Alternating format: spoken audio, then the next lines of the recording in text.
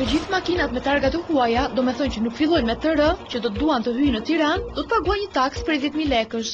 Vendimi është marrë nga Bashkia e Tiranës dhe ka si qëllim të ulë ndjeshëm fluksin e turistave vendas që vizitojnë kryeqytetin. Bashkisë së Tiranës ka vendosur një taks për të gjithë ato makina me tonazh të lartë, furgona dhe autobusa që kalojnë në Tiranë, pra hyjnë në Tiranë, t'u vendos 10.000 lekë taks, ndërkohë Berisha e ka gjykuar kjo si regjim vizash. Ju si e gjykoni? Duket e tepër shumë e keqe. Ai 10.000 lekë për me pagu me hyjnë është paradoksal. Ku di unë çfarë them për këtë taks? Kjo taks makinave është komplet e papranueshme.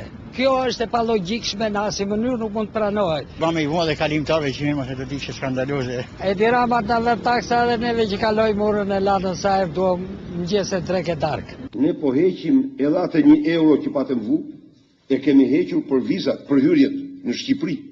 E kemi hequr për hyrjet në Shqipëri. Të vesh këte është gjë të mërësisht e pa mendur. është viza, faktikisht është viza. Targat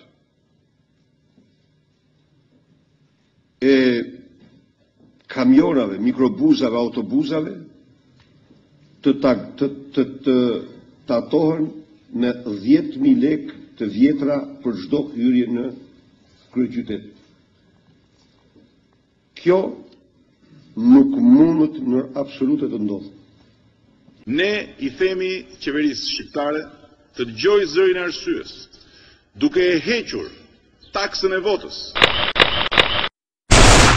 dhe duke e dhënë falas kartën e identitetit për votim. Tiranë janë aksioner jo vetëm 3.4 milion shqiptar, por në Tiranë janë aksioner mbar kombi shqiptar.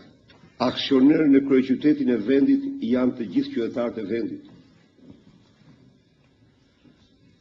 Si ai që jeton mbrapa Dajtit, si ai që jeton në shpatet e Çajupit, si tjetri që jeton në shpatet e Shkelzenit, ata të gjithë në këtë vend, në këtë kryeqytet, kanë pikzat e djersës tyre.